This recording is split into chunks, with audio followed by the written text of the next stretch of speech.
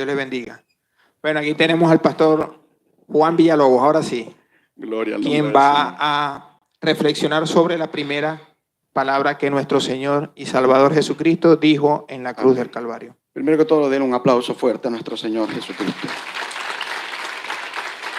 Abra su Biblia, acompáñenme en el libro de Lucas, capítulo 23, versículos 34. Lucas 23, 34, y leemos en nombre del Padre, del Hijo y del Espíritu Santo. Y Jesús decía: Padre, perdónalos, porque no saben lo que hacen. Y repartieron entre sí sus vestidos, echando suerte. La gloria sea para nuestro Dios. Está el escenario de la cruz, el Señor crucificado, alrededor de él la cantidad de soldados que estaban ejecutando sobre él la condena de la cruz.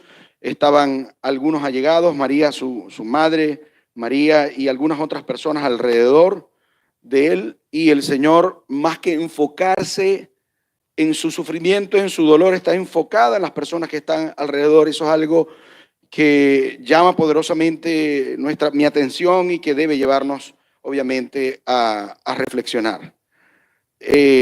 Estas palabras del Señor, obviamente, esta primera palabra del Señor revela precisamente el propósito del acontecimiento que estamos estudiando. En la muerte de él en la cruz, precisamente, el propósito principal era expiar los pecados de la humanidad, era morir para pagar el castigo que nosotros merecíamos y de esa manera poder otorgarnos el perdón sobre los pecados. Y precisamente en esta primera frase que estudiamos, el Señor habla con su Padre, ora al Padre y le pide que le perdone a los que están infringiendo el dolor de la cruz porque no saben lo que hacen.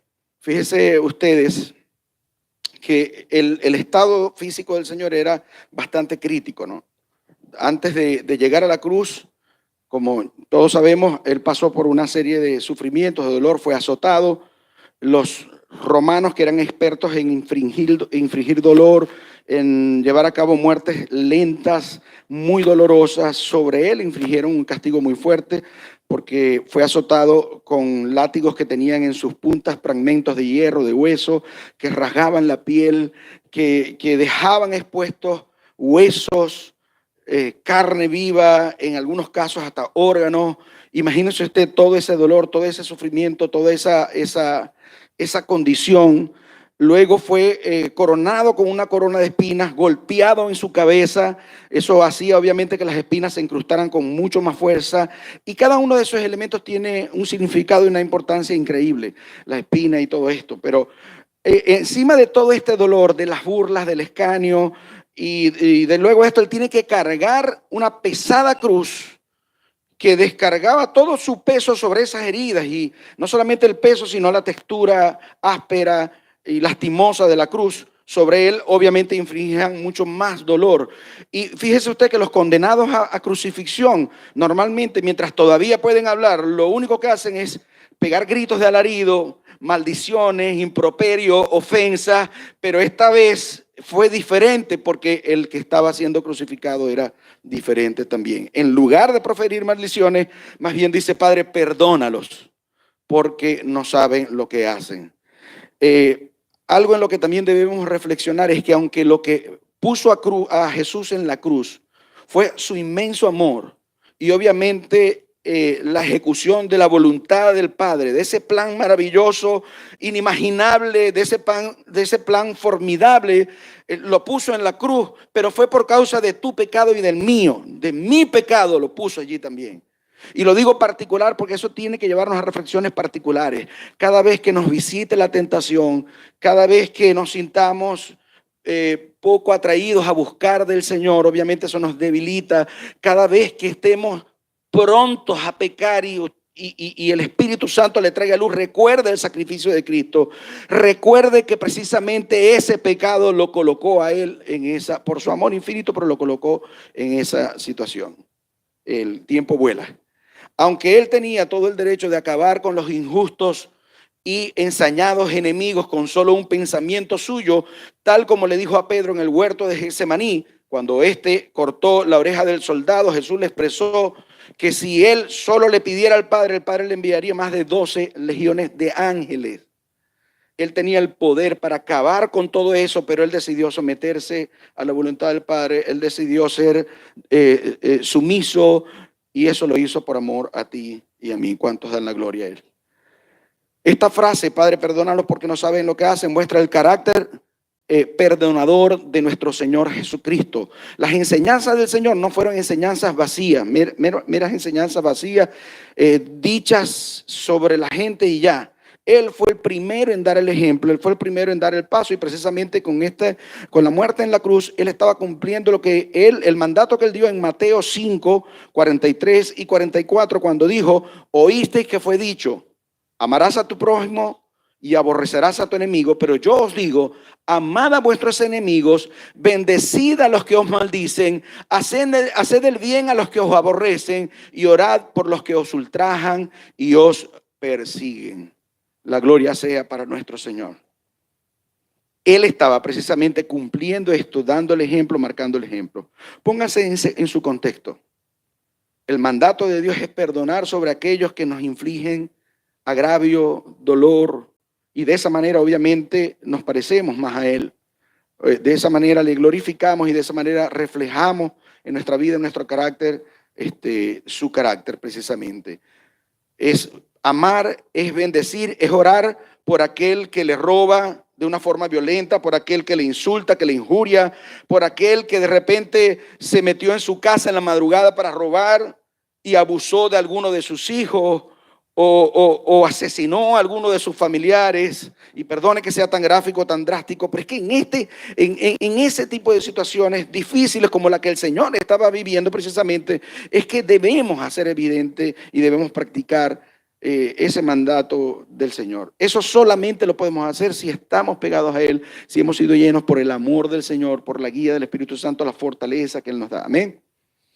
También muestra el carácter intercesor de nuestro Señor Jesucristo, porque estando en la cruz, nuevamente lo repito, en lugar de estar pendiente de su dolor, de lo que le aquejaba, estaba intercediendo por aquellos que estaban obviamente haciéndole dolor. En Romanos 8:34 dice: ¿quién es el que condenará? Cristo es el que murió, más aún el que también resucitó, y el que además está a la diestra de Dios, el que también intercede por nosotros. ¿Cuántos dan la gloria a Dios? Vale decir, si el propio Señor Jesucristo, que tenía todo el derecho, o que tiene todo el derecho de condenarnos por nuestros pecados, lo que hizo fue interceder por nosotros, no solamente perdonarnos, sino que intercede por nosotros, y allí en la cruz estaba intercediendo por los que estaban rodeándole y estaban aplicando la pena sobre él. Obviamente tenemos la certeza de que Él está a la diestra del Padre clamando por nuestras vidas.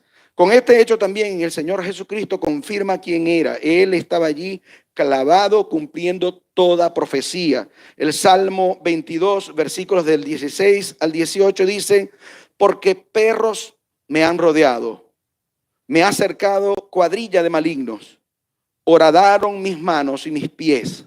Contar puedo todos mis huesos. Entre tanto, ellos me miran y observan.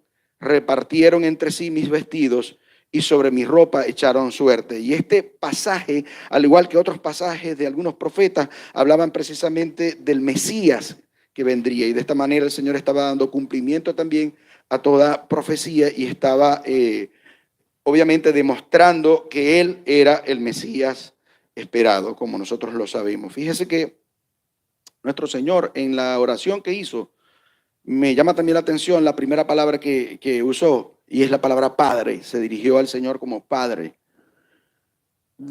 Si nosotros vemos esto desde afuera, porque para nosotros sabemos que Él es nuestro Señor, nuestro Dios, el Hijo de Dios encarnado, el Verbo encarnado, pero para aquel que está fuera de la situación de la fe, que lo puede ver, esta palabra Padre le hace ver como constante en su idea. Es decir, nadie que esté inventando algo para tratar de sacar algún provecho X, hasta el momento de la muerte va a mantener esto. O sea, si no hubiese sido él verdaderamente él el Hijo de Dios, probablemente en ese momento entonces hubiese inventado cualquier otra cosa para tratar de zafarse, para tratar de evadir, pero él hasta el último momento dio evidencia y dio testimonio de quién era él, tanto, hasta el último momento, hasta el momento de la muerte.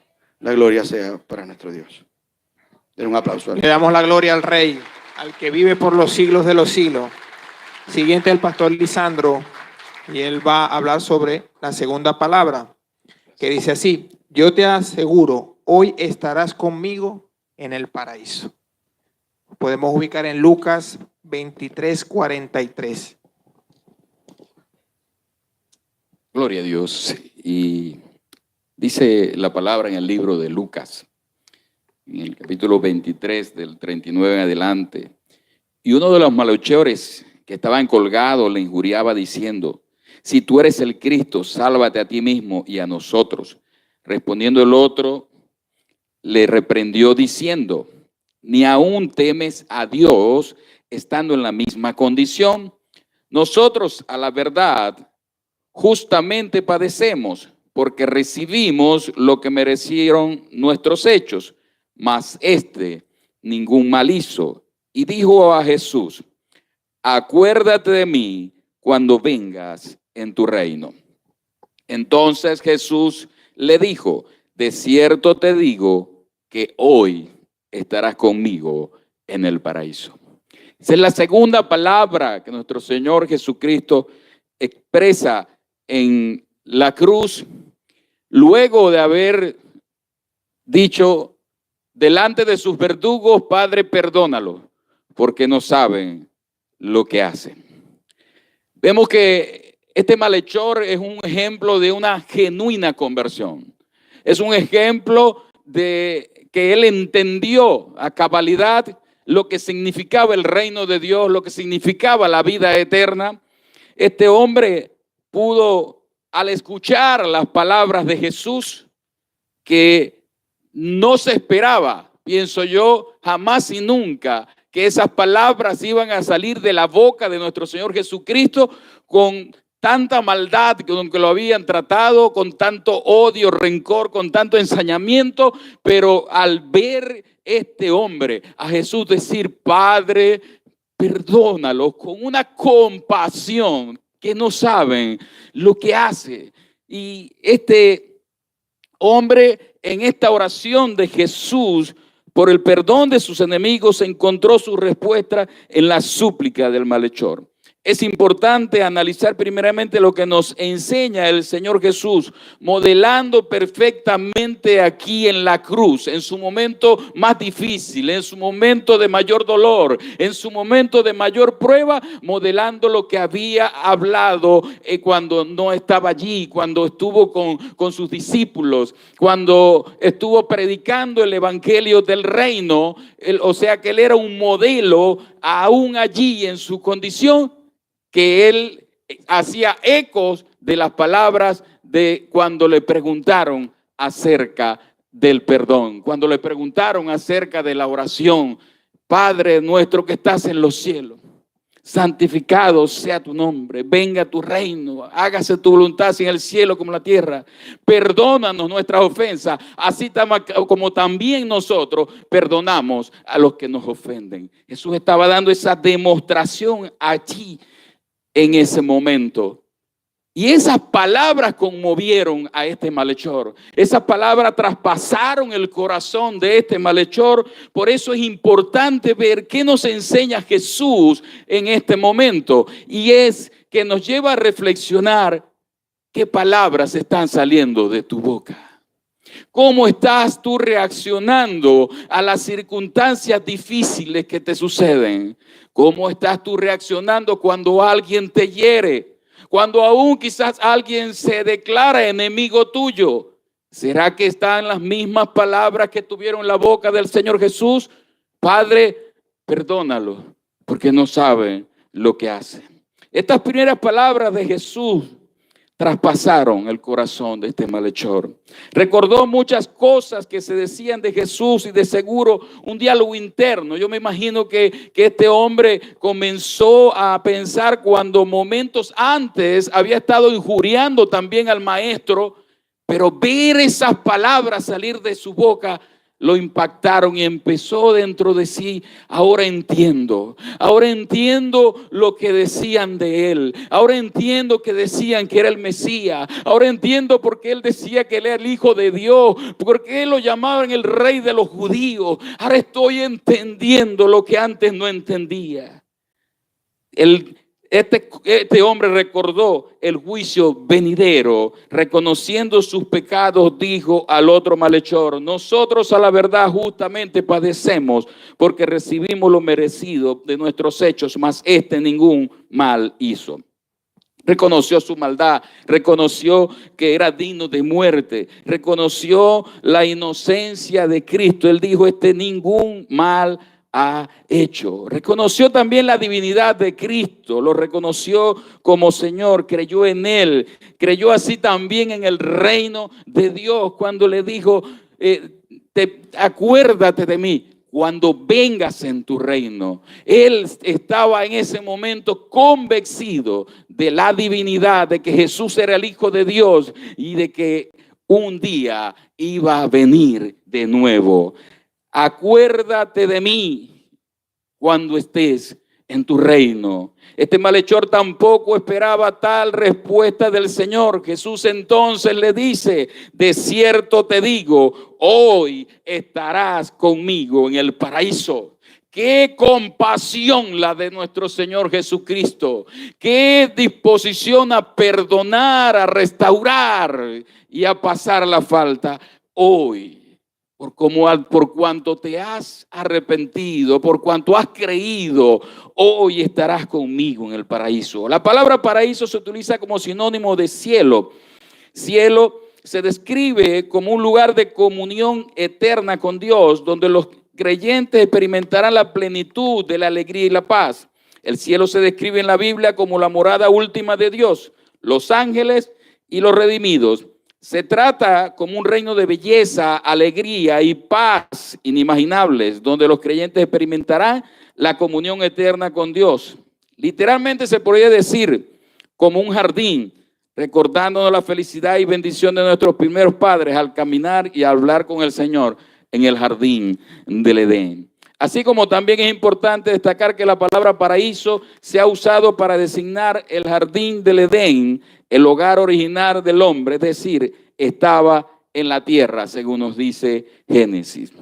El apóstol Pablo nos narra en 2 de Corintios que él fue arrebatado al paraíso, de donde oyó palabras inefables que el hombre no le es dado expresar. Él decía: no sé si en el cuerpo o fuera del cuerpo, pero fui arrebatado para ir al paraíso. En el Antiguo Testamento las almas iban al Seol. El Seol es una palabra en hebreo que en el Nuevo Testamento es una palabra griega que se describe como el Hades. El Seol o el Hades es lo mismo, solo que el Seol es en hebreo y el Hades es en griego. En el Antiguo Testamento, Seol es en el idioma hebreo. También significa sepulcro, tumba, sepultura o abismo. Aparece con mucha frecuencia en el Antiguo Testamento y es una expresión que se refiere a la morada donde habitan las almas de los muertos en un estado de separación de los vivos.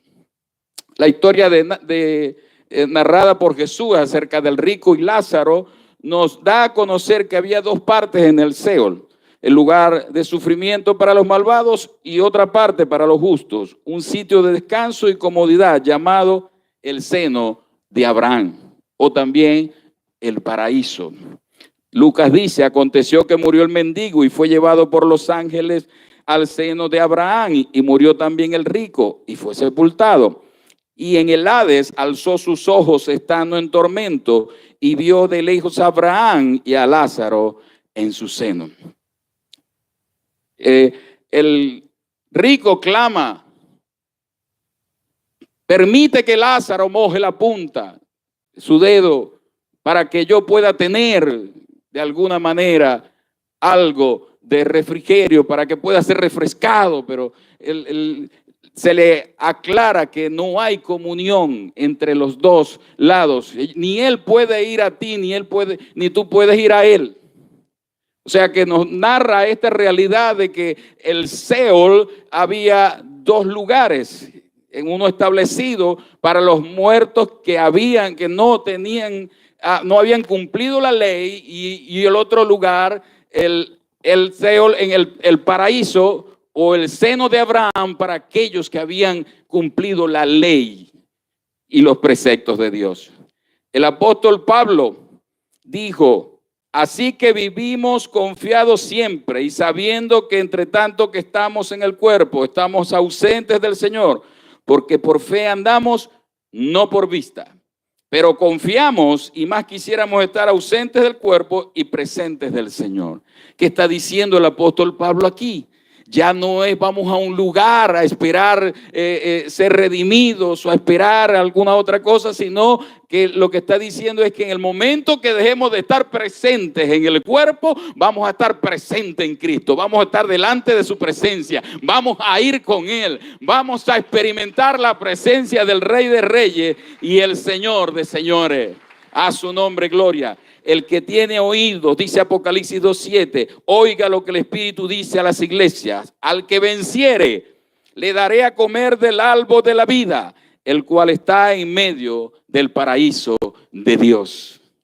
Ya nosotros no estaremos más en la tierra y Dios en el cielo, sino que el trono y habitación de Dios estarán con su pueblo en la tierra.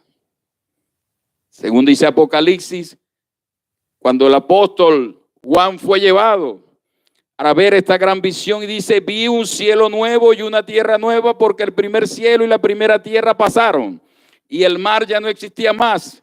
Y yo, Juan, vi la santa ciudad, la nueva Jerusalén, descender del cielo de Dios, dispuesta como una esposa ataviada para su marido.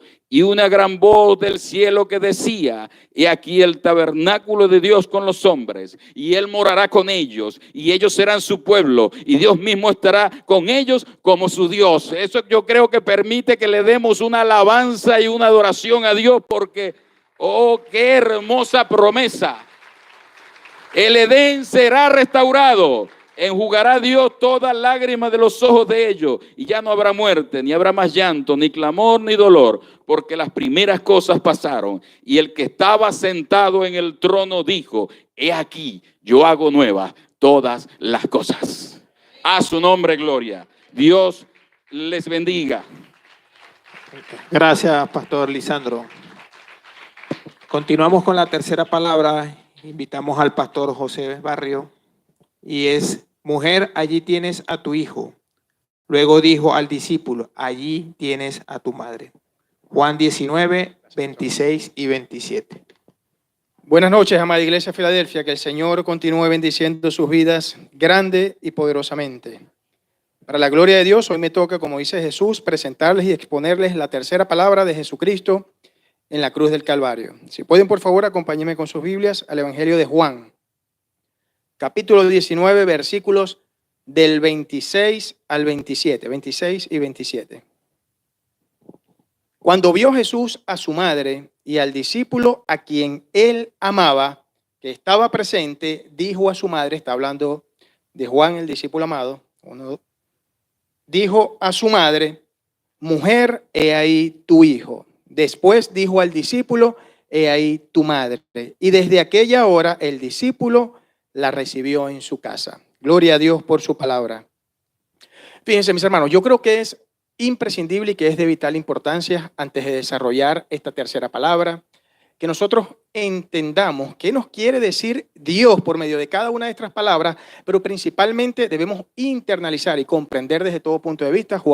El pastor Juan habló algo al comienzo, de esa condición física, de esa condición mental y emocional que padeció ese hombre que se encontraba clavado y expuesto ahí en la cruz del Calvario, para que nosotros con mayor profundidad y entendimiento podamos vislumbrar con mucha más claridad cuál es la importancia de cada una de estas palabras.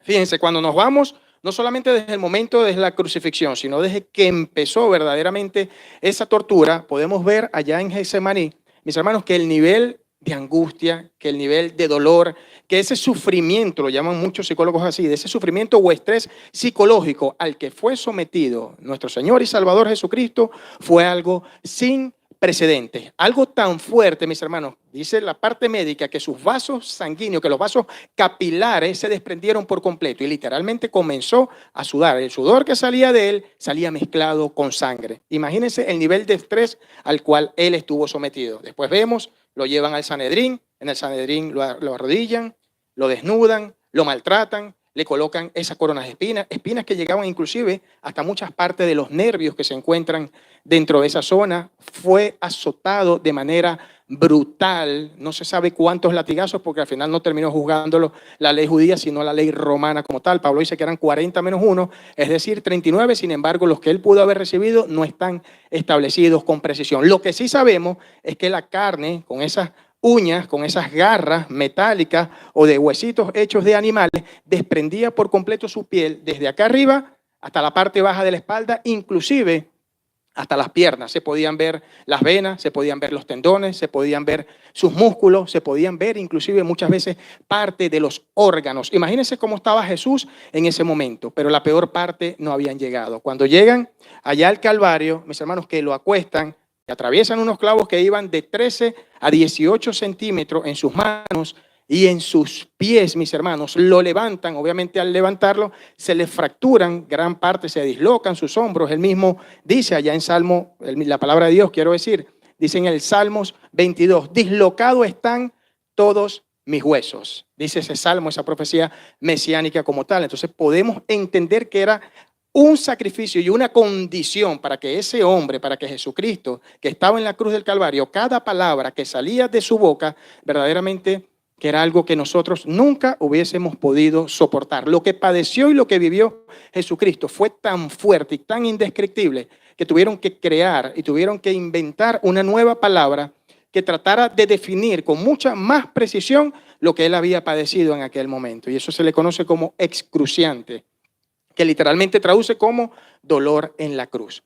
Ahora bien, mis hermanos, ¿por qué les digo todo esto? ¿Por qué les digo lo que él padeció desde Getsemaní hasta la cruz del Calvario? Porque es necesario que nosotros entendamos cuán valioso y cuán dominio tuvo que haber tenido el Salvador para poder sacar, para poder predicar, dicen otros teólogos, cada una de esas palabras. Porque aún en medio de esa condición, y es a lo que quiero llegar, mis hermanos, él se acordó de su madre. Mujer, he ahí a tu hijo. Porque aún en medio de esa condición tan dolorosa, de tanto sufrimiento, de tanto estrés y de tanta agonía, él pensó en su familia. Porque aún en medio de esa condición, él pensó en ti y en mí. Porque aún en medio de ese dolor, de ese sufrimiento y de todo lo que había padecido nuestro Señor y Salvador Jesucristo, pensó en toda la humanidad. Se entregó, se sacrificó, se encarnó, dio su vida porque nadie se la quitó y dio su vida, mis hermanos, precisamente para que usted y yo fuésemos justificados, para que usted y yo fuésemos perdonados,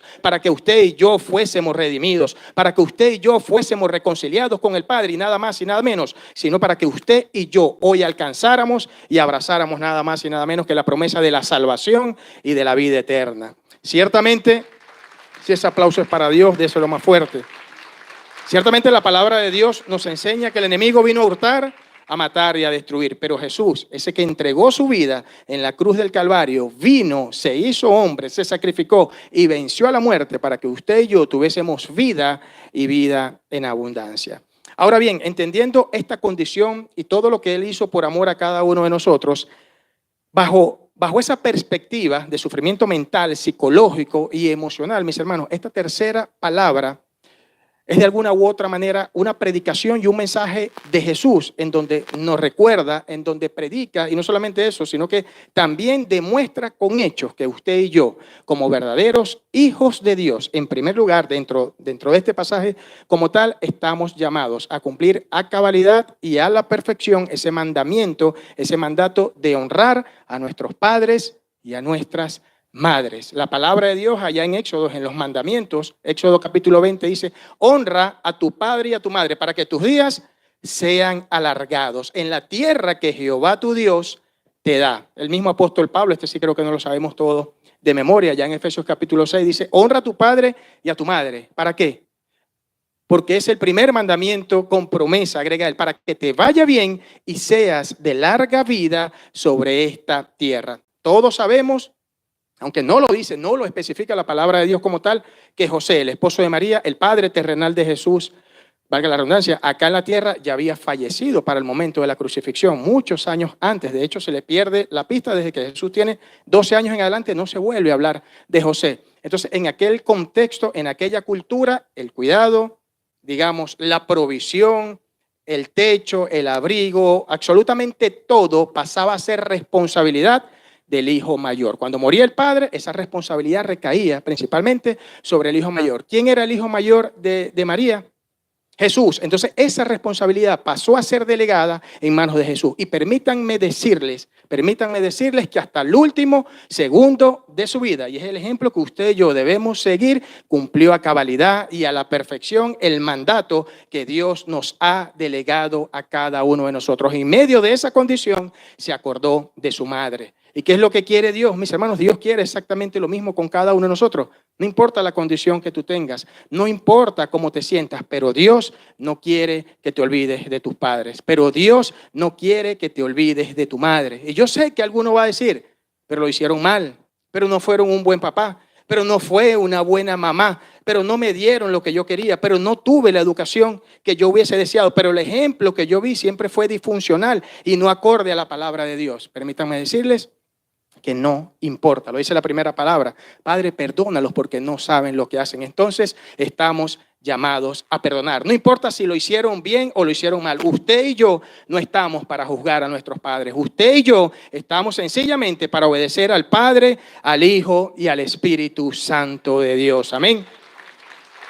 ¿Qué quiere Dios en estos últimos 2 minutos, mis hermanos? Dios lo que quiere es que aunque estés muy ocupado, te acuerdes siempre de tus padres. Que aunque estés muy triste, te acuerdes siempre de tus padres. Que aunque el afán del día a día, esa praxis de vida diaria que nosotros ejercemos allá afuera, no sea un motivo o no sea una excusa para nosotros olvidarnos de nuestros padres. Dios quiere, amada Iglesia Filadelfia, que si tú estás bien económicamente, tus padres también lo estén. Dios quiere que si tú te estás congregando en la Iglesia Cristiana Filadelfia, tus padres también, conforme a su perfecta voluntad, se acerquen y se congreguen a esta iglesia. Dios quiere, si la palabra dice, dad de gracia de lo que de gracia hemos recibido, a los primeros que tenemos que ayudar es a nuestros padres, mis hermanos. A veces, iglesia, un abrazo, una palabra, una llamada, un cómo estás, un cómo te sientes, cualquier cosa a veces es más importante, más oportuno y más pertinente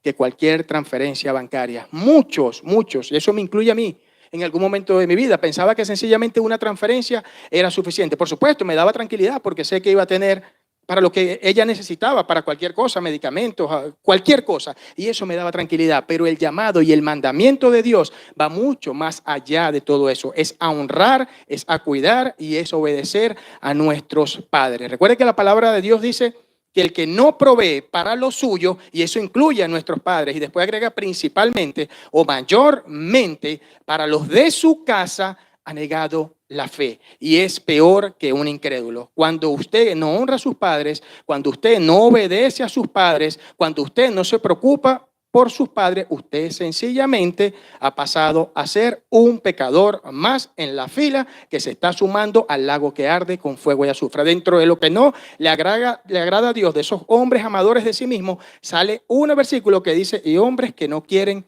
a sus padres. Así que, hermanos, estamos llamados a obedecer, sigamos haciendo eso que Dios ha delegado y nos demanda a cada uno de nosotros para que esas promesas de bendición, para que esas promesas de cuidado y para que esas cosas grandes, poderosas y extraordinarias ocurran no solamente en nuestras vidas, sino también en la vida de nuestra familia. Recuerde que el que honra y el que obedece a sus padres, ese será honrado. Recuerde que el que honra y obedece a sus padres, ese será bendecido y ese será prosperado, dice la palabra de Dios, porque ha agradado nada más y nada menos que al Señor, que al Rey de Reyes y Señor de Señores. Amén.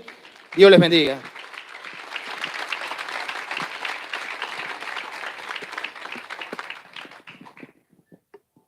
Gracias, Pastor José. Damos la bienvenida al Pastor Juan Ramos, con la cuarta palabra, Elí, Elí, lama sabactani, esto es, Dios mío, ¿por qué me has desamparado? Gloria a Dios. Agradecido por la oportunidad de compartir con ustedes las escrituras. Esta es una de las frases quizás que más ha dado que pensar a teólogos y a muchas personas en general, pero sí me gustaría señalar algo que estoy notando esta noche, ¿no? Que quizás no lo había notado antes. Cada palabra lleva una línea, se une con la otra, ¿no? Era necesario la primera palabra para después la segunda, como lo dijo el pastor Lisandro, pero la tercera también dependía de la segunda y la cuarta también tiene algo que depender con la tercera, porque estamos presenciando una de las escenas obviamente más tiernas de la cruz, como la acaba de exponer el pastor José. En medio de tanto dolor tenía toda la excusa del mundo para en ese momento como que la mamá dijera, no te preocupes mucho por mí, que está ahí como en otra cosa, pero sin embargo él honró a su mamá. Y hubo ese cuidado de parte del Señor Jesús de un hijo con su madre. Sin embargo, ahora tenemos esta frase que muestra una especie de desamparo de parte del Padre hacia su hijo. Y la palabra se encuentra en Mateo 27, 45, 46. El Evangelio de Marcos también lo resume, pero vamos a leer la versión de Mateo, que es exactamente igual. Y dice, y desde la hora sexta hubo tinieblas sobre toda la tierra hasta la hora novena. Esto lo recopilan los 2 evangelios. Existió un eclipse a esa hora de 3 horas, duró 3 horas. Cerca de la hora novena Jesús clamó a gran voz diciendo, Elí, Elí, lama sabactani. Esto es, Dios mío, ¿por qué me has desamparado? Sí me gustaría recalcar primero, antes que nada, la creación se vistió de luto. La creación reacciona al pecado. Y lo vemos en otros pasajes. Si recuerdan en Génesis, en el capítulo 3, versículo 17, cuando la caída del hombre, capítulo 3 de Génesis, estamos hablando de la caída del hombre. El hombre, Dios le dice al hombre, por cuanto obedeciste a la voz de tu mujer y comiste del árbol de que te mandé diciendo, no comerás de él, maldita será la tierra por tu causa, con dolor comerás de ella todos los días de tu vida. Romanos 8, 19 al 22 nos dice, porque el anhelo ardiente de la creación es el aguardar la manifestación de los hijos de Dios, porque la creación fue sujeta a vanidad, no por su propia voluntad, sino por causa del que la sujetó en esperanza, porque también la creación misma será libertada de la esclavitud de la corrupción, hablando del pecado, a la libertad gloriosa de los hijos de Dios, porque sabemos que toda la creación gime a una, y aún está con dolores de parto hasta ahora. La creación reacciona al pecado. ¿Y por qué ustedes se preguntarán por qué estoy hablando de la creación y por qué estoy hablando del eclipse? Porque ese es el momento en el que el Señor está llevando todos los pecados de la humanidad. Y así como la caída del hombre hizo que reaccionara la creación, en este momento también ocurrió.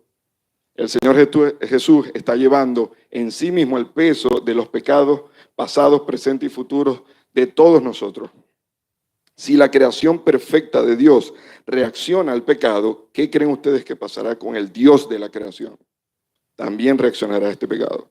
Entonces tenemos una frase, Elí, Elí, lama sabactani, Dios mío, ¿por qué me has desamparado? Una frase, y quisiera resumir 2 premisas en una sola frase. En esta frase encontramos 2 cosas importantes. El padecimiento, primero, el padecimiento de la ira de Dios por parte de Jesús. Este es un grito al que le podemos hacer exégesis. Es un grito que está en arameo, pero que también está recopilado en griego. El grito no es un reclamo. A diferencia, a medida que yo estudiaba esta frase, me di cuenta de que el grito no necesariamente era un reclamo, no era un reclamo de por qué me has abandonado. Es un grito más bien de petición suplicante, porque el original allí es hinatí, del griego hinatí, que significa por qué razón, para qué. Y me encanta haber descubierto esto. Porque el Señor Jesús en medio de su padecimiento todavía nos enseña cómo afrontar las situaciones difíciles. Dios mismo acaba de mostrarnos que ante situaciones difíciles no tenemos que preguntar nunca por qué, tenemos que preguntar para qué. Y el Señor Jesús está haciendo ahí una petición, una súplica, una oración. El sufrimiento físico le acompañó desde Getsemaní, como lo decía el pastor José, cuando sudó gotas de sangre. Lucas 22, 44 dice, y estando en agonía oraba más intensamente, y era su sudor como grandes gotas de sangre que caían hasta la tierra. Hermanos, la última tentación que sufrió nuestro Señor Jesús fue en Getsemaní. Él tenía pánico. Estaba sudando gotas de sangre por un miedo terrible, por una ansiedad increíble. ¿Saben a qué le tenía miedo el Señor? No era a la cruz. Era a esto que está pronunciando en este momento, el desamparo de Dios. El miedo que comenzó en Getsemaní se consumó en esta frase. Dios mío, ¿por qué me has desamparado? En esa cruz que se cumple el miedo más grande de Jesús, lo más temido por el Hijo de Dios. Es el momento justo en el que el Señor tomó mi lugar. Cuando Él dice esa frase, en ese mismo momento ya Él está tomando mi lugar. Él está experimentando mi infierno. Está experimentando la ira de Dios derramada sobre Él. Solo puedo meditar y analizar las implicaciones de lo que Getsemaní nos está enseñando. Aquel que conoce a Dios más que a nadie, aquel que era uno con Dios, tuvo terror de experimentar su ira y a nosotros nos parece tan nada. Nosotros ante la posibilidad de enfrentarnos a ese infierno es como que, bueno, mañana, otro día. Sin embargo, el que lo conoce y el que conoce al Padre y conoce su ira y la naturaleza de su ira, sudó sangre. Del pánico y del miedo de la posibilidad de experimentarlo, al punto de que casi dice, no quiero. Le dijo al Señor, si es posible, pasa de mí esta copa. ¿Qué le está diciendo ahí al Señor? ¿Hay alguna forma en que esto en que yo me pueda salvar de esto? ¿Hay alguna forma de lograr el cometido sin que yo tenga que experimentar esto? ¿Hay alguna forma de que yo pueda lograr lo que nosotros nos propusimos, pero sin yo separarme de ti? Porque la muerte significa separación. Lo que sí sabemos es que en ese momento en la cruz, Jesús, el Santo de Israel, estaba llevando el peso de nuestros pecados sobre sí mismo, experimentando la ira de Dios que estaba destinada a cada uno de nosotros. Dios no puede estar en presencia del pecado, como la Escritura lo establece. Isaías 59:2 dice, pero vuestras iniquidades han hecho división entre vosotros y vuestro Dios, y vuestros pecados han hecho ocultar de vosotros su rostro para no ir. Entonces encontramos detalles mucho más sublimes en este mismo pasaje. Segunda premisa que podemos extraer de esta frase. El cumplimiento profético acerca del Mesías que se describió en el Salmo 22, como lo han nombrado algunos de estos pastores. El Salmo 22 está increíblemente atado a este momento de Jesús viviendo en la cruz del Calvario. Es un salmo mesiánico y se describen los padecimientos del Hijo de David, es decir, el Mesías. Es el retrato de la cruz. Jesús sabe que se encuentra retratado en ese escrito profético. Cuando Él dice, Elí, Elí, lama sabactani, está haciendo una referencia directa al Salmo 22. Y la referencia no la podemos pasar por alto. Tenemos que ir al Salmo 22 y leerlo completamente para entender qué es lo que Jesús nos quiere decir. Él está en una agonía y quizás lo único que pudo decir de todo el Salmo fue eso. Pero está haciendo la referencia. Le está diciendo a todos los presentes, hey, así como Él se presentó en la sinagoga y dijo, cuando leyó el rollo de Isaías y dijo, hoy estas palabras se han cumplido frente a ustedes, está haciendo lo mismo en la cruz. Está diciendo, esas palabras del Salmo 22 hoy se están cumpliendo en mí. Véanme aquí. Y quiero leerlo porque, como les dije al principio, la pregunta no va hacia un reclamo, la pregunta va hacia una súplica, hacia una oración. El Salmo 22, hermanos, es una oración. Es increíble la relación que hay en esto. Porque el mismo rey David que escribió el Salmo no tenía idea de lo que estaba escribiendo. El rey David no experimentó cosas que están en ese Salmo. Por lo tanto, él no tenía idea de lo que él estaba escribiendo. Él estaba sencillamente escribiendo proféticamente la oración que el Hijo de Dios expresaría hacia su Padre muriendo en la cruz del Calvario. Y quiero compartirlo con ustedes. Salmo 22:1, el título del Salmo es ¿por qué me has desamparado? Y comienza de la siguiente manera. Dios mío, ¿por qué me has desamparado? ¿Por qué estás tan lejos de mi salvación y de las palabras de mi clamor? Dios mío, clamo de día y no respondes, y de noche y no hay reposo para mí. Pero tú eres santo. Tú que habitas entre las alabanzas de Israel, en ti esperaron nuestros padres, esperaron y tú los libraste. Imagínense al Señor Jesús colgado en la cruz, viendo a sus enemigos disfrutando del espectáculo. Y esta es su oración. Una oración que fue descrita muchos años antes. En ti esperaron nuestros padres, esperaron y tú los libraste, clamaron a ti y fueron librados, confiaron en ti y no fueron avergonzados. Mas yo soy gusano y no hombre, oprobio de los hombres y despreciado del pueblo. Todos los que me ven me escarnecen, estiran la boca, menean la cabeza, diciendo, se encomendó a Jehová, que lo libre él. Sálvele, puesto que en él se complacía. ¿Ven la similitud con la escena? Pero tú eres el que me sacó del vientre, el que me hizo estar confiado desde que estaba en los pechos de mi madre.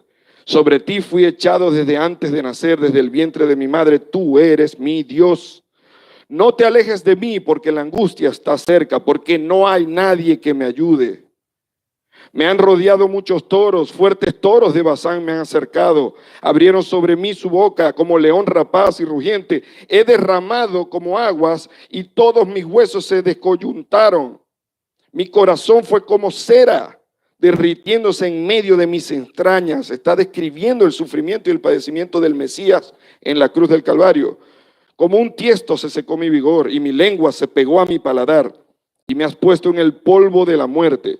Porque perros me han rodeado, me ha cercado cuadrilla de malignos, horadaron mis manos y mis pies.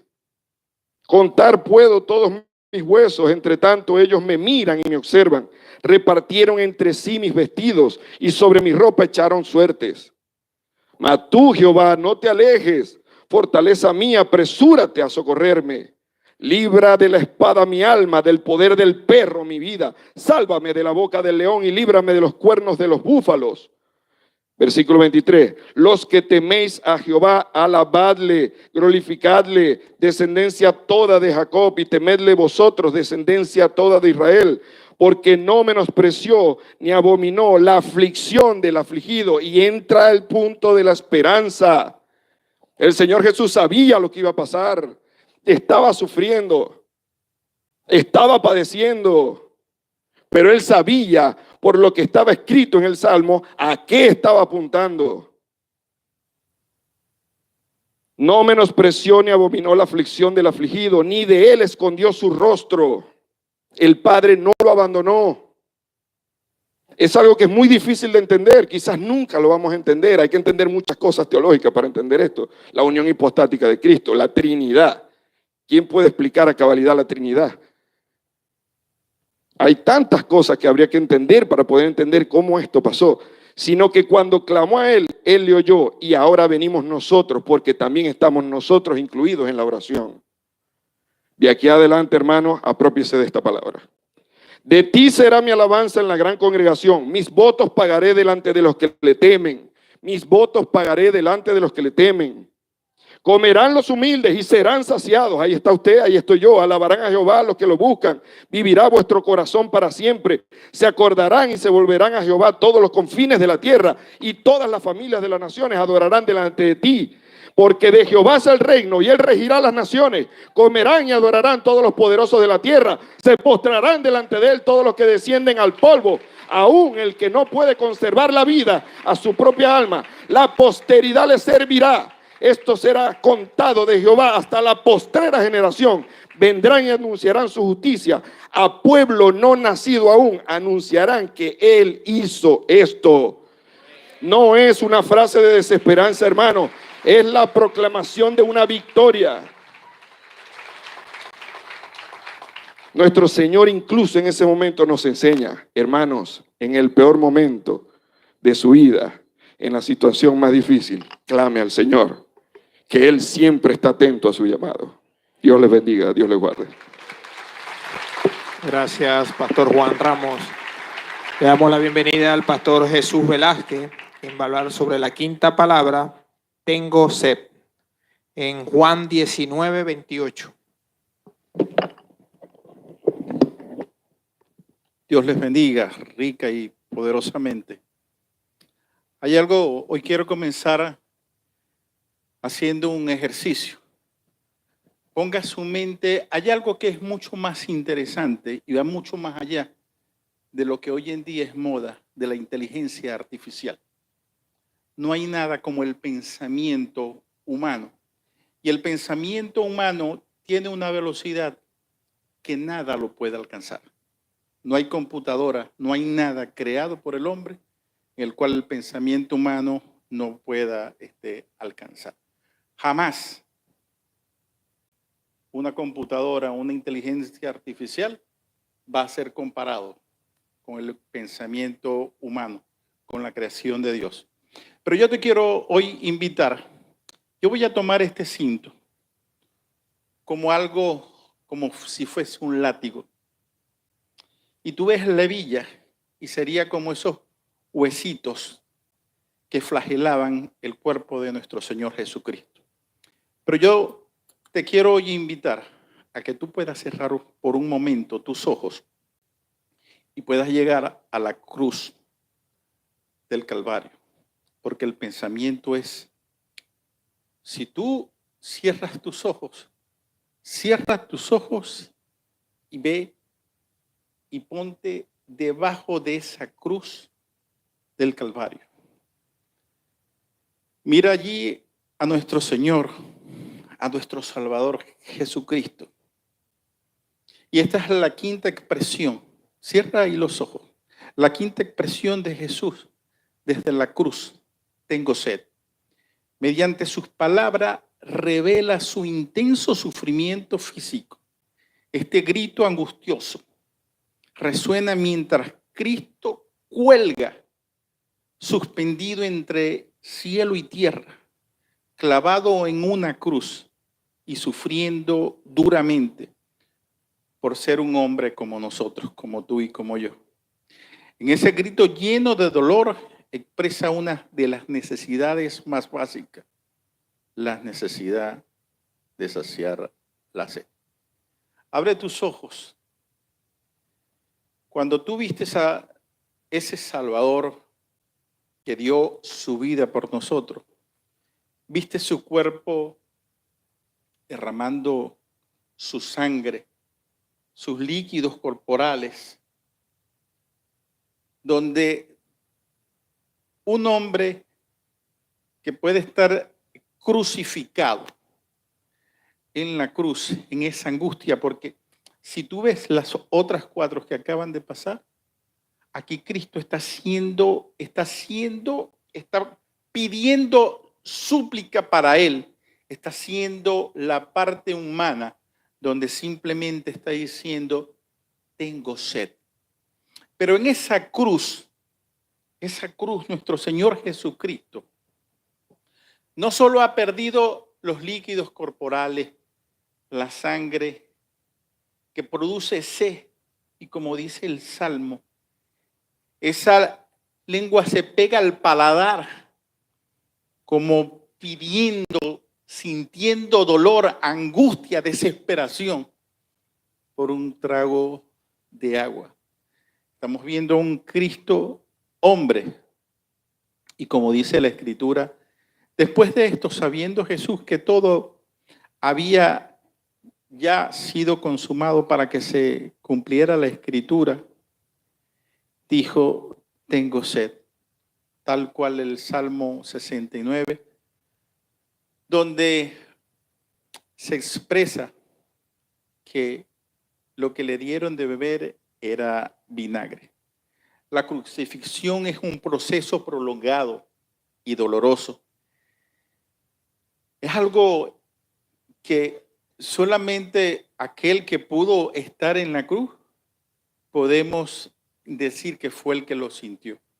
Pero se llevó tus pecados,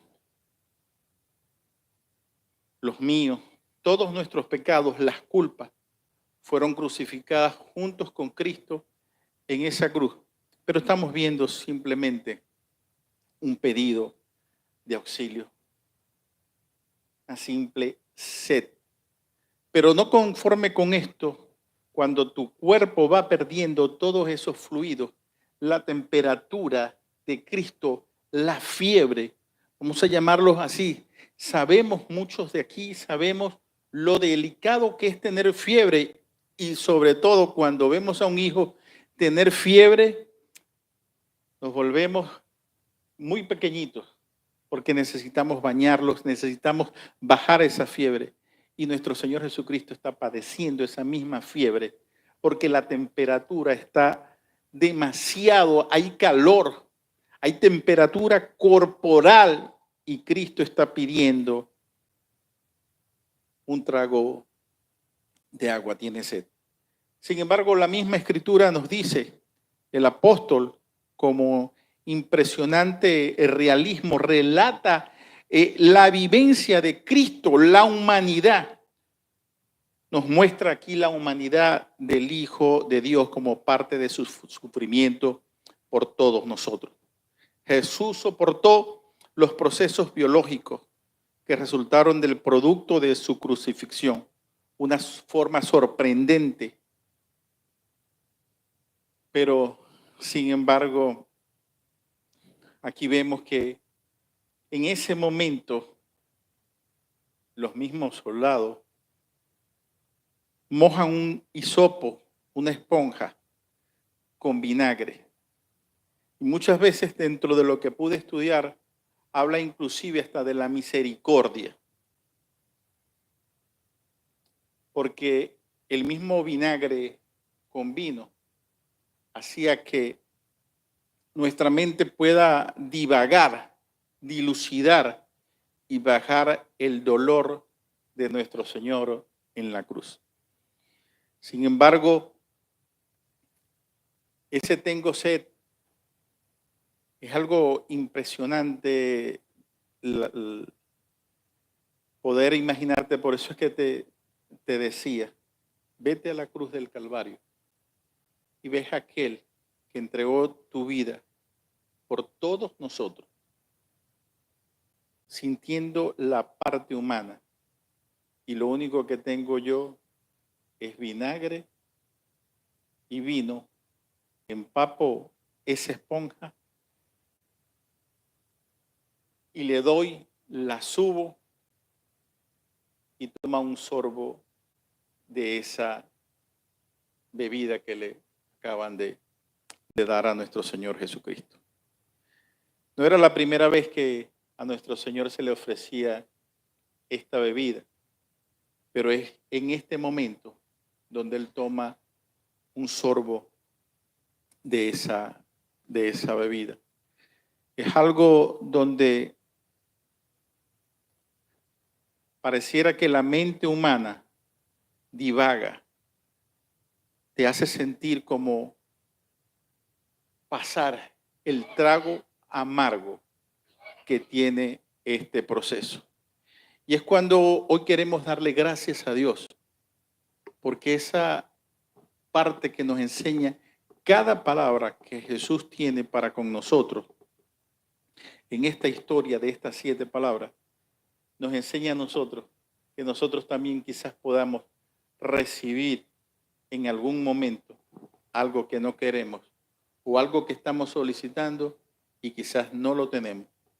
Pero al igual que Cristo Jesús, nosotros necesitamos aprender de Él, de su humanidad, porque Cristo aquí se revela como hombre, como cada uno de los pasos en los cuales nosotros podemos estar sometidos.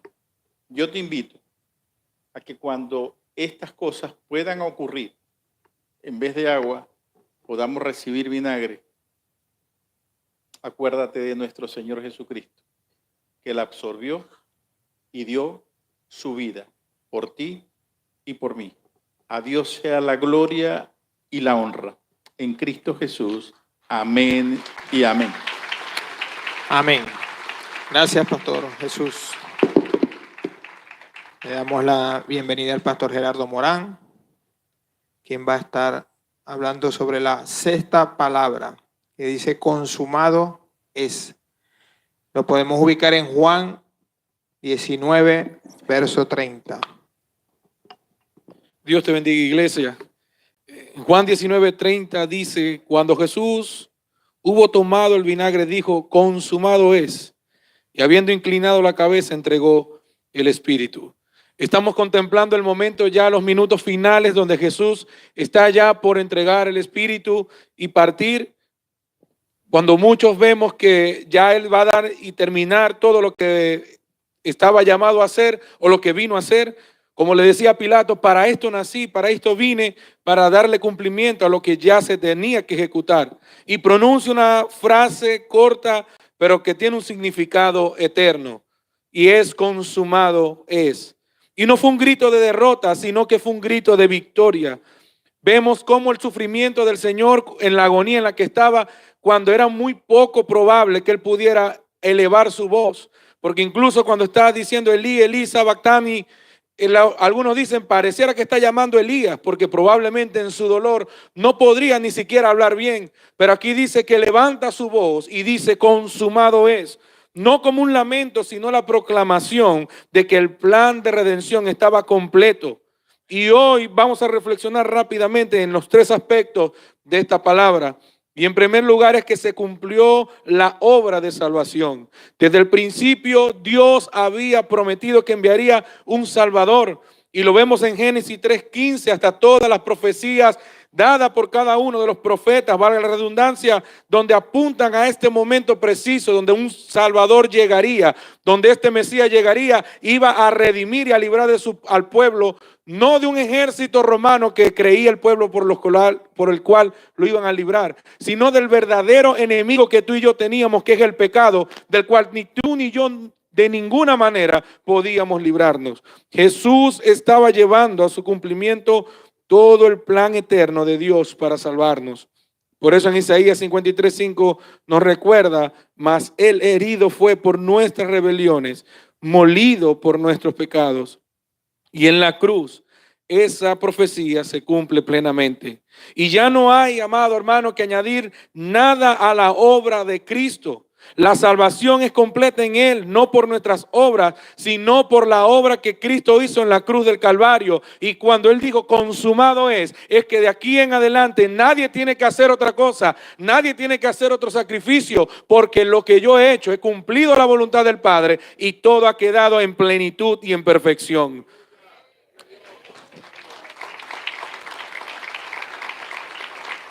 En segundo lugar, el Señor Jesús está diciendo que se pagó la deuda del pecado. La deuda que tú y yo teníamos con el Padre, Él la canceló en ese momento. La humanidad estaba endeudada con Dios a causa del pecado. Y lo dice el apóstol Pablo en Romanos 6:23, porque la paga del pecado es muerte, pero la dádiva de Dios es vida eterna en Cristo Jesús, Señor nuestro. Y Jesús pagó nuestra deuda con su vida para darnos el regalo de la vida eterna. No es que Dios pasó por alto el pecado, no. El justo por los injustos pagó y sufrió y entregó hasta la última gota de sangre para que ahora tú y yo podamos tener vida eterna y asegurados en Él. Y en el texto original de esta palabra consumado es, encontramos el griego tetelestai. Y en la gramática griega dice que el tiempo perfecto de tetelestai describe un evento que, habiendo sido completado en el pasado, tiene resultados existentes en el presente. Cuando Jesús dijo consumado es, tetelestai, está cancelada la deuda, amado, la sangre derramada en la cruz sigue lavando, sigue limpiando, sigue purificando y sigue transformando a todo aquel que corre en arrepentimiento y fue al Señor. Y esta era una palabra muy conocida por la cultura hebrea también. En el contexto hebreo, cuando nosotros vemos en la Septuaginta, se utilizaba la palabra kalá, que quiere decir también como finalizado, culminado. Y esta es una expresión que se utiliza en Génesis capítulo 2, versículo 2, cuando Dios termina la creación, cuando todo había culminado, se utiliza esa palabra kalat. Pero también se usaba en el contexto cotidiano de los hebreos, que era, por ejemplo, cuando ellos construían un hogar, cuando culminaba la vendimia o la siega de los campos, e incluso cuando se hacían los sacrificios y todo quedaba satisfecho, decían esa palabra kalá, que ahora en griego es la que nosotros conocemos como tetelestai. Así en la cruz, amado hermano, Jesús, como nuestro Cordero perfecto, proclama que su sacrificio ha sido aceptado una vez y para siempre. En el Antiguo Testamento, como era un sacrificio de animales, lo que hacía era cubrir el pecado. Pero ahora en Cristo Jesús, ese nuevo Adán que vino para redimirnos, el Señor quitó el pecado del mundo para que ahora tú y yo tengamos seguridad. Es decir, que el sacrificio de Dios tiene resultados eternos e inmutables. Y es por eso que Hebreos nos dice en el capítulo 10, versículo del 11 al 12, ciertamente todo sacerdote está de pie día tras día, ministrando y ofreciendo muchas veces los mismos sacrificios que nunca pueden quitar los pecados, porque le era prohibido al sumo sacerdote sentarse, porque era un reflejo de que el Señor decía, no hay descanso, hay que seguir haciendo sacrificio, hay que seguir haciendo ofrenda, porque no se ha quitado el pecado. Pero sigue diciendo, pero Cristo, habiendo ofrecido un solo sacrificio por los pecados para siempre, se sentó a la diestra de Dios. Él es el sumo sacerdote que tú y yo tenemos, y como ya no hace falta más sacrificio, fue y se sentó con gran poder y gloria a la diestra de Dios Padre. Y en la cultura romana, tetelestai se escribía en los documentos de deuda. Cuando alguien pagaba una deuda, algo que se debía, se sellaba con tetelestai, y este era el equivalente a decir, es una deuda saldada. Amado, Cristo en su muerte selló con su sangre que nuestra deuda de pecado ante Dios ha sido pagada, y en totalidad. No hay nada que le debamos a Dios, porque Él la pagó completamente. Y también era utilizado como un grito militar. Cuando los militares, el ejército enfrentaba y conquistaba a su enemigo a la ciudad, gritaban tetelestai, porque se había decretado la victoria. Amado, el grito de Jesús está diciendo su victoria sobre Satanás, la victoria sobre la muerte, que ya no tiene poder sobre él y que va a entregar su vida para que al tercer día resucite tal cual él lo había prometido. Por eso en Colosenses dice, y cuando ustedes que estaban muertos en sus delitos y en la incircuncisión de su sangre, Dios le dio vida juntamente con Cristo, habiéndonos perdonado todos los delitos, habiendo cancelado el documento de deuda que consistía en decretos contra nosotros y que nos era adverso, y lo ha quitado de en medio, clavándolo en la cruz, y habiendo despojado a los poderes y autoridades, hizo de ellos un espectáculo público, triunfando sobre ellos por medio de Cristo. No queda nada pendiente, amado. No hay nada que añadir. Cristo lo ha pagado todo. Y es por eso que por último, en los minutos que me queda, Cristo, por su sacrificio, por el cumplimiento de todo lo que el Señor Padre había establecido para él, el Padre abrió acceso para que tú y yo podamos entrar confiadamente al trono de la gracia. Y es por eso que ese velo se rasgó de arriba abajo, para que no hubiese duda que fue Dios quien lo rompió, porque Dios mismo dio acceso para que tú y yo podamos entrar en el lugar santísimo y adorar al Señor con todo nuestro corazón. Dios nos dio el acceso, y Él es nuestro mediador, nuestro gran sumo sacerdote y el único camino al Padre. Y por ese consumado es, amado, hoy tú y yo podemos orar al Señor con libertad, adorar al Señor y vivir una relación directa y profunda con Dios. Cuando dijo Jesús, consumado es, no solo estaba diciendo que su sufrimiento había terminado, porque vivió una vida recta, porque cumplió la ley del Señor, porque ya había sufrido todo lo que los profetas habían establecido de él. No solamente estaba diciendo eso, sino que también estaba declarando que nuestra salvación estaba asegurada en él. Y es por eso que le dice a ese ladrón en la cruz, de cierto te digo, que hoy estarás conmigo en el paraíso. Si has recibido a Cristo, amado, puedes vivir libre de la condenación y puedes refugiarte seguramente en la gracia de Dios. No pretendas nunca por tu obra ganar algo que Cristo ya ganó por ti. Solo corre a Él en arrepentimiento y fe, y encontrarás perdón de tus pecados y serás lavado. Por eso vive cada día en gratitud, en santidad y en confianza, sabiendo que la victoria ya ha sido proclamada. Y esta palabra de Jesús en la cruz no es el fin, sino el comienzo de una nueva vida para nosotros. Cristo no murió en derrota, amado. Cristo murió en triunfo, y su consumado es resuena hoy para recordarnos que todo lo necesario para nuestra salvación hecho está y fue cumplido en Él. Vivamos entonces, amados hermanos, con gratitud, con fe y con la seguridad de que en Cristo lo tenemos todo y estamos completos y no nos falta nada. Amén. Gracias, Pastor Gerardo. Continuamos con la séptima palabra a cargo del Pastor Mario Peraza. Padre, en tus manos encomiendo mi espíritu. En Lucas 43, 23:46. Dios les bendiga. Están cansados después de una hora de predicación. A veces no quieren más, pues. Gloria al Señor. Dios es bueno. Entramos en la séptima palabra de Cristo en la cruz, que yo he denominado el grito de confianza de un hijo. Para ello vamos a leer Lucas 23:44. Cuando era como la hora sexta, hubo tinieblas sobre toda la tierra hasta la hora novena. Y el sol se oscureció, y el velo del templo se rasgó por la mitad. Entonces Jesús, clamando a gran voz, dijo: Padre, en tus manos encomiendo mi espíritu. Y habiendo dicho esto, expiró.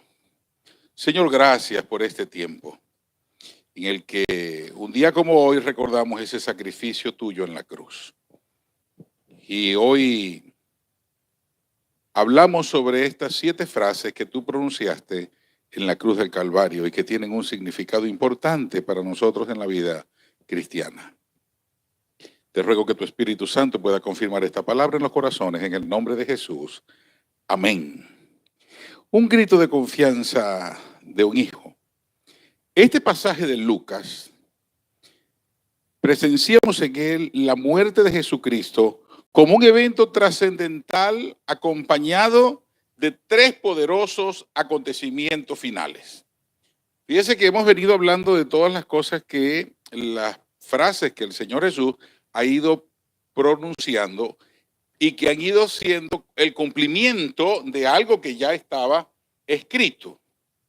Ahora, cuando llegamos aquí, hay 3 acontecimientos finales y cada detalle de este momento está cargado de un profundo significado para nuestra fe. Primero, una gran oscuridad cubre la tierra. Y cuando era como la hora sexta, 12 del día, fueron hechas tinieblas sobre toda la tierra hasta la hora novena, 3 de la tarde. O sea, un eclipse de 3 horas, oscuridad durante todo ese tiempo. Una oscuridad sobrenatural descendió sobre la tierra durante la crucifixión. Tremendo lo que estaban viviendo, lo que estaba aconteciendo.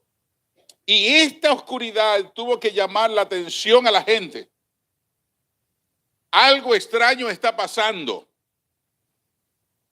Esa oscuridad que cubrió la tierra. Y eso era como si el propio sol se negara a contemplar la maldad de las manos humanas. Como si el mismo sol hubiese volteado para no ver la maldad del hombre que infligía sobre un inocente. Para ni siquiera decir sobre el Salvador, sino sobre una persona que, como veíamos ayer en el análisis del juicio de Jesús, no encontraron delito en él. No había delitos en él y estaba muriendo como el peor de los delincuentes.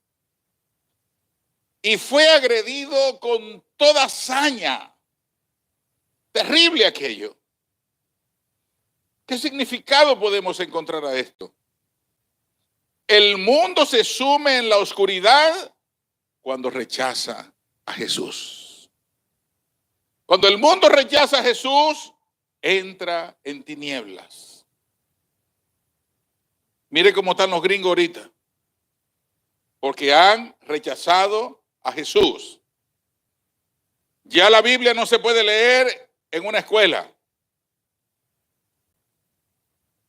Viven en oscuridad. Y esa oscuridad trae el incremento del pecado.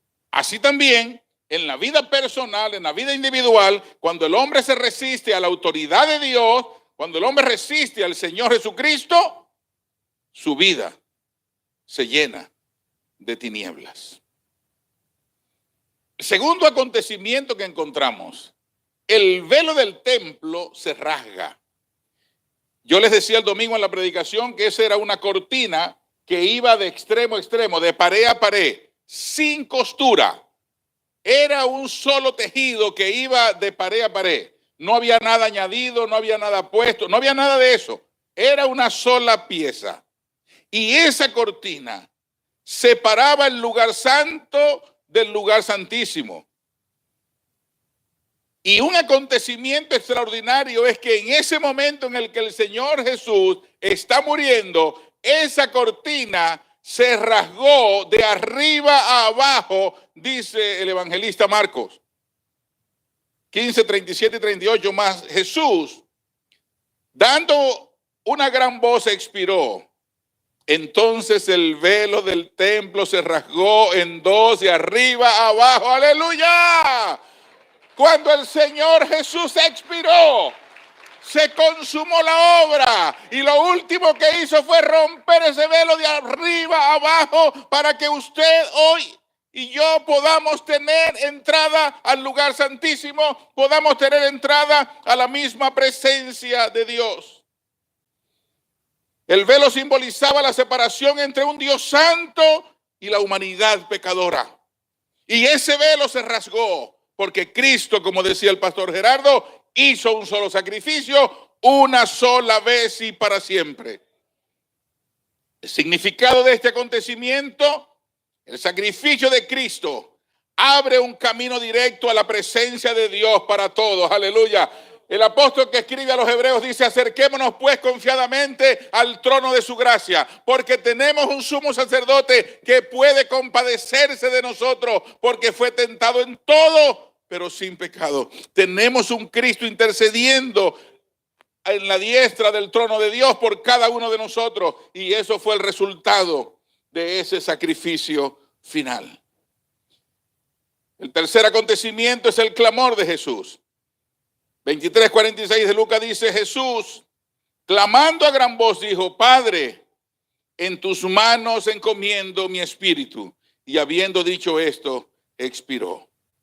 En su último aliento, Jesús no expresa abandono.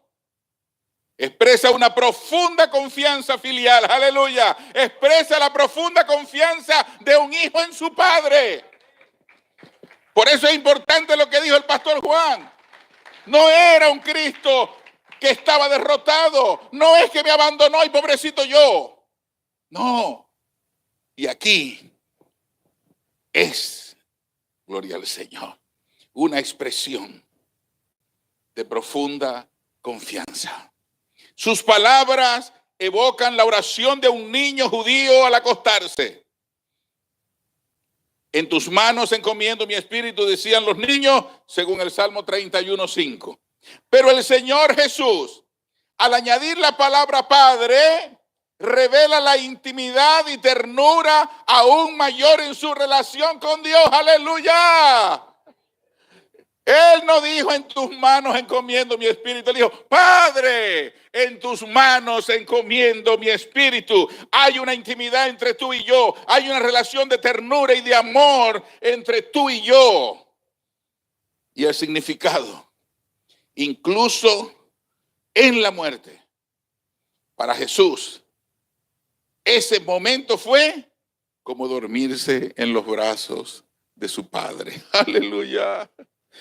Gloria al Señor. Qué cosa buena. Concluyo diciendo: la muerte de Cristo, marcada por velo rasgado y el clamor de confianza, nos llama a tres cosas. Primero, a glorificar a Dios a través del arrepentimiento y una conversión genuina. Si usted está aquí entre nosotros y no ha entregado su vida a Cristo, hoy usted puede responder al Señor, glorificar su nombre a través del arrepentimiento de sus pecados, de confesar a Cristo como Señor de su vida y tener una conversión genuina en Cristo Jesús. Segundo, rechazar las acciones que llevaron a la crucifixión, viviendo vidas santas, justas y sobrias. Rechazamos todo eso que le hicieron a Jesús. ¿Cómo lo rechazamos? Viviendo vidas santas, viviendo vidas justas, viviendo vidas sobrias. Y por último, utilizar nuestros dones y talentos al servicio de aquel que murió y resucitó por nosotros. ¡Aleluya! Dios les bendiga, mis amados. Dios les guarde. ¡Aleluya! Gloria a Dios. Y así concluimos con las 7 palabras que el Señor Jesús dejó en la cruz